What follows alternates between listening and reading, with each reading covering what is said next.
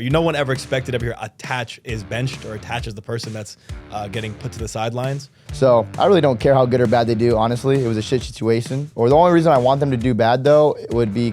What's your approach post-COD? But it's so important to all these like new players that are becoming pro or want to go pro one day. Like, no matter how good or bad you are, this Call of Duty money... You are the youngest world champion in Call of Duty history. Yeah. What's your tips to a challengers player or someone who wants to get into competitive Call of Duty to make it to the top?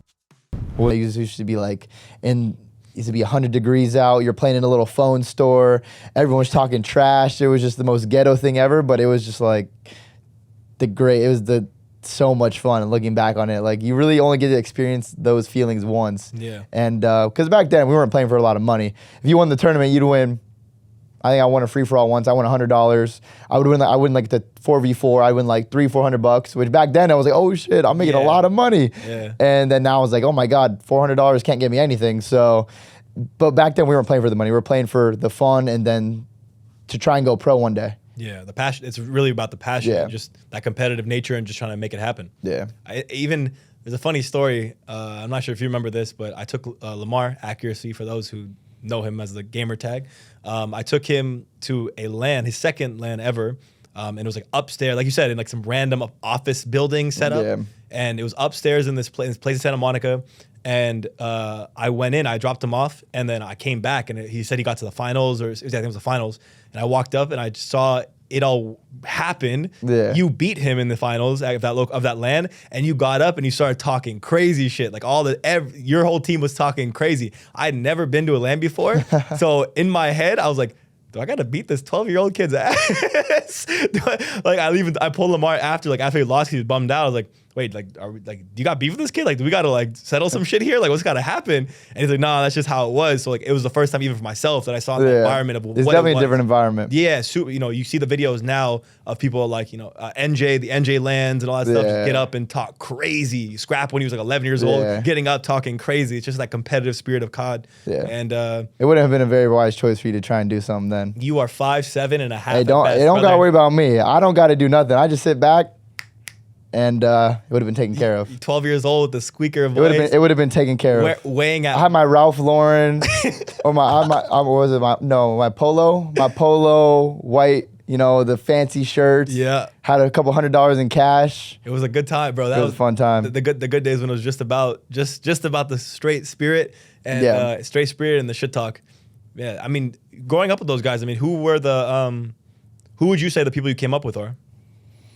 I guess let's say those local lands or just in general, who are your COD, either you say your COD father, I want to know about that too, but like people that in the West Coast side that you saw along with you kind of coming up. I know Lamar's one of them, but like who else in that scene was coming up with you? The people I was playing with were like the old school like Termination team, which some people might remember from the Black Ops 2 days. Mm-hmm. But it was like Conquer, DZ, Payne, and my parents would always drop me off at one of my teammates' Payne's house for the local lands, like really early in the morning. And then we'd drive out there, and that was just kind of like that was after I like established myself in the West Coast LAN environment. Because before then, I would go with like my friend from school, and his mom would take us, and we'd go. We played pretty well at a couple LANs, and then like people were like, "Oh, well, damn! Like this kid's pretty good. Like we don't know who this kid is, but he's pretty good." And once I started like. Everyone knew I was good in that scene.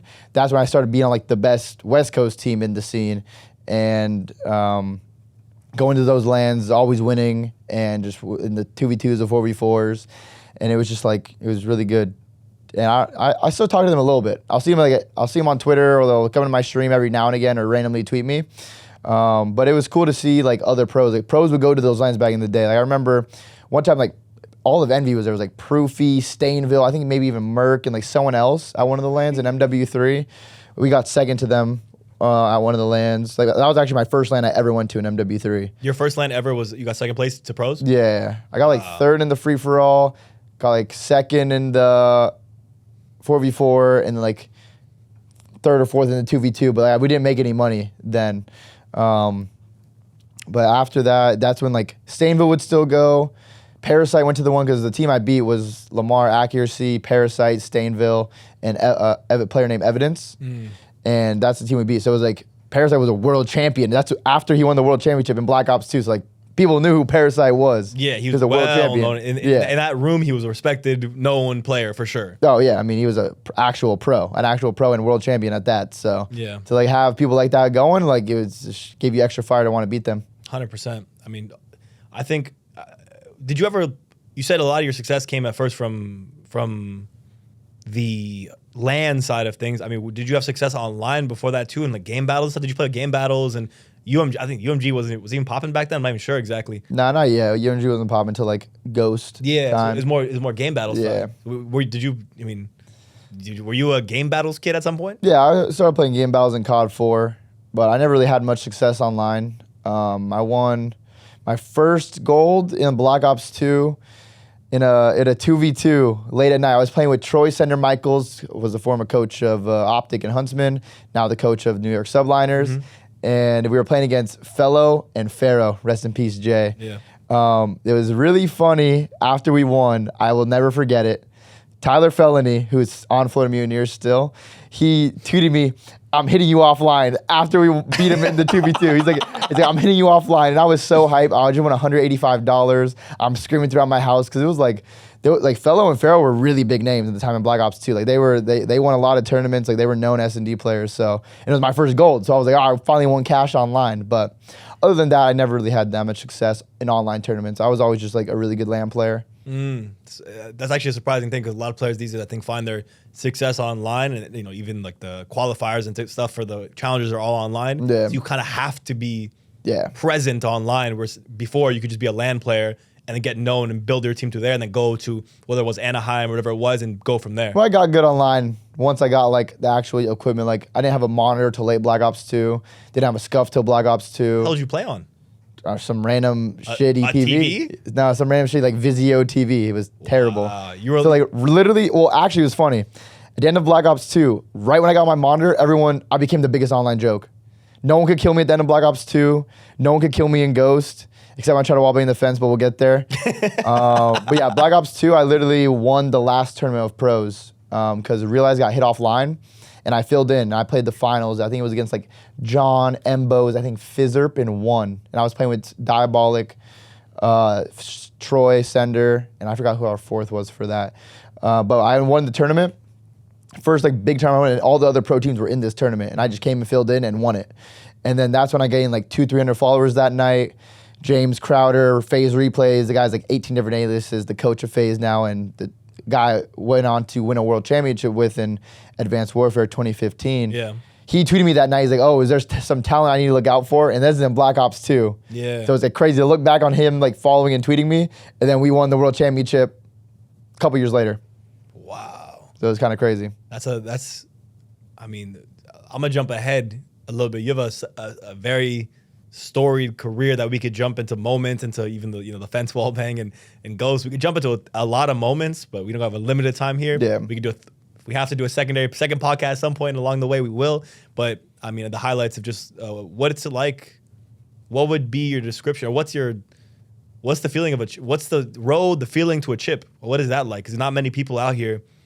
A lot of people aspire, play COD, play video games to be a champion or to be great in it. Not many people can say they're great. You are the youngest world champion in Call of Duty history. Yeah.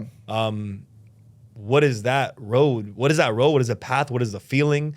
How would you describe it to an audience, a viewer? What would you say that's like?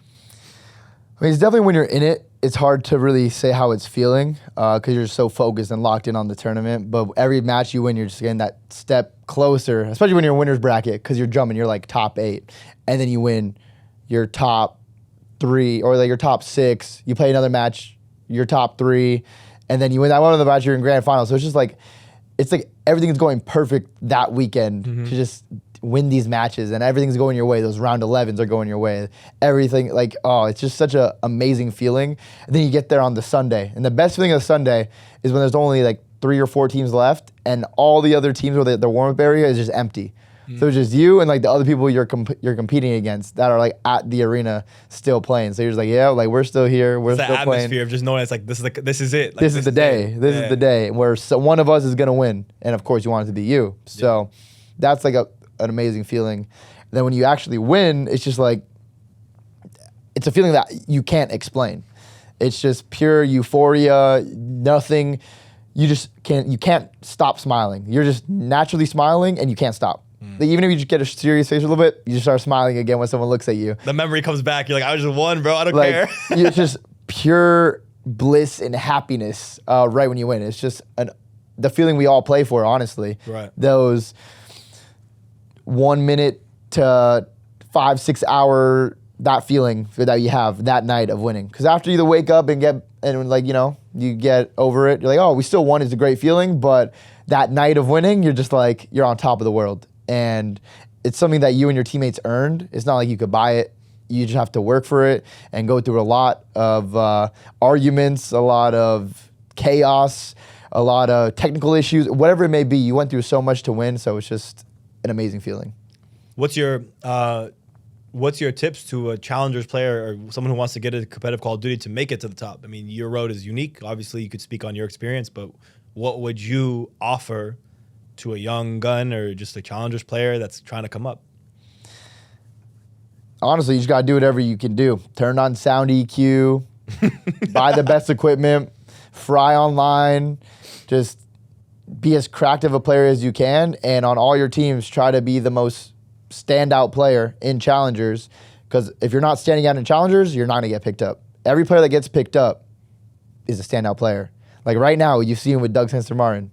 Doug has had multiple of his challenger teammates get picked up into the pro league. Like recently it was Dan Ghosty, then it was Kremp. And but that just goes for everyone. That's how it is in the beginning of time of Call of Duty. The Slayer, the stand-up player, the guy who's shining is the one that's going to get picked up. So like if you're playing the objective role and you're playing like the be a good teammate role in challengers, yeah, you might get picked up one day, but to fast track it, you need to look like by far the best player in challengers, and that's honestly what you got to do. Be the best player in your team, look like it, and that will get you your chance the fastest. Because if you are just an overall solid player in challengers, and like you're decent, you're good, but you're just like the average of a challenger player, no one's going to really pick you up. Which challenger this year who's come up, or even just still in challengers, has impressed you the most, and why?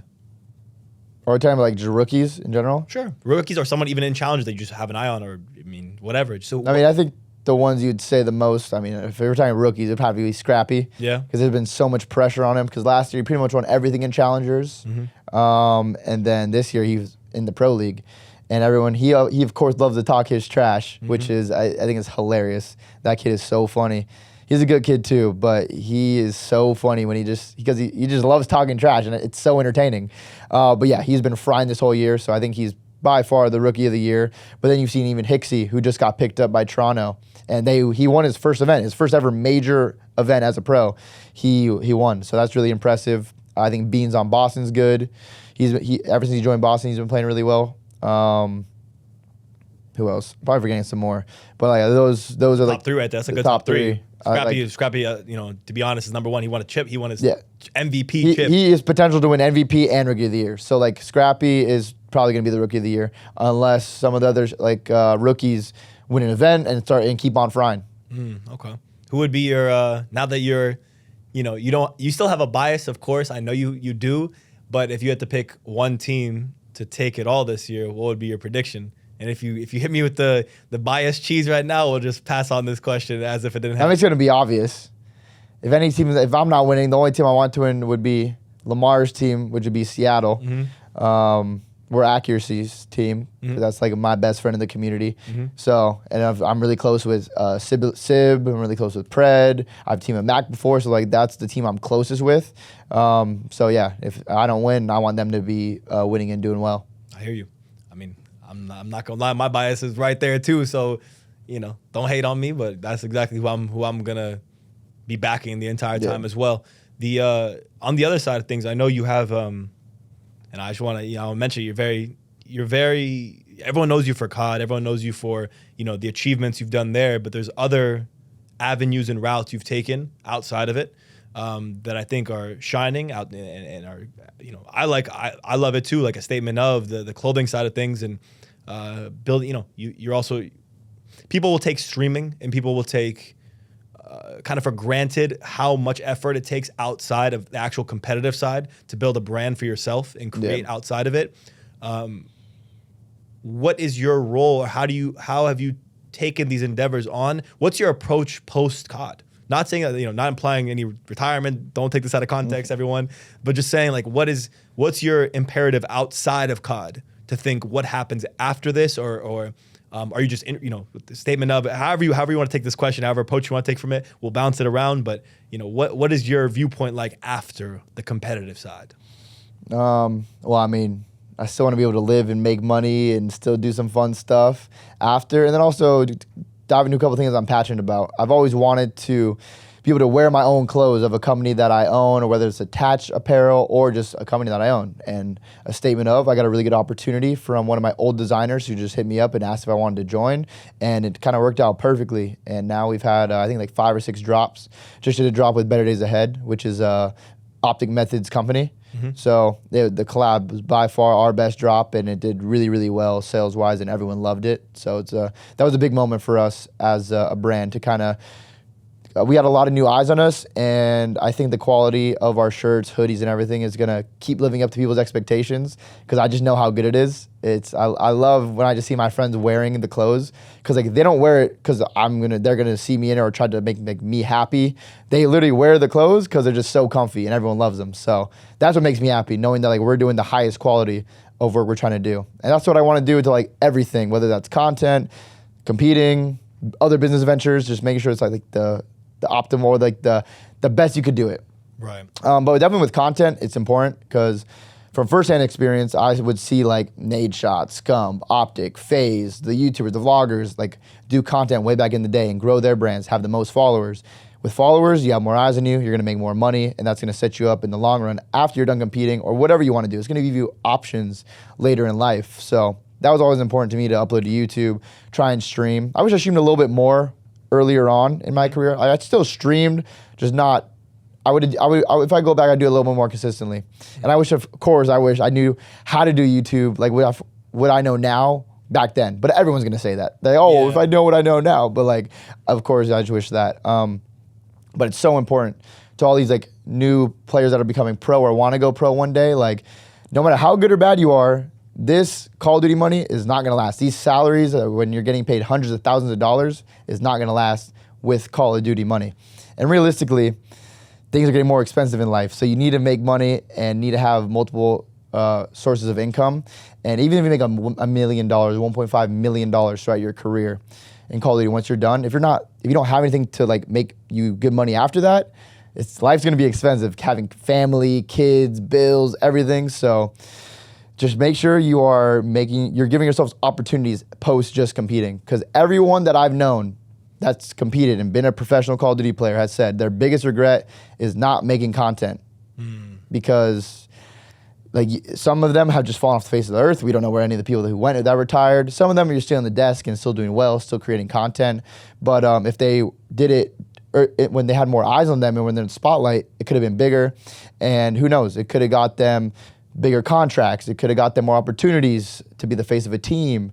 There's just so much. So just do content, but put your all into competing as well, and it will open up a lot more opportunities for you. Maintain your relevance. I think that's a big way to put it. Maintain your relevance by, I would say even people like, one example that I would shine to is Parasite, for example. Parasite for a while, he was a Black Ops, we talked about him a little earlier, Black Ops 2 champion, world champion, and then goes to kind of falling off a little bit in the scene generally, going challenges, and now he's back on the flank, relevant, streaming every night, and now people love him, and he's back to kind of being there.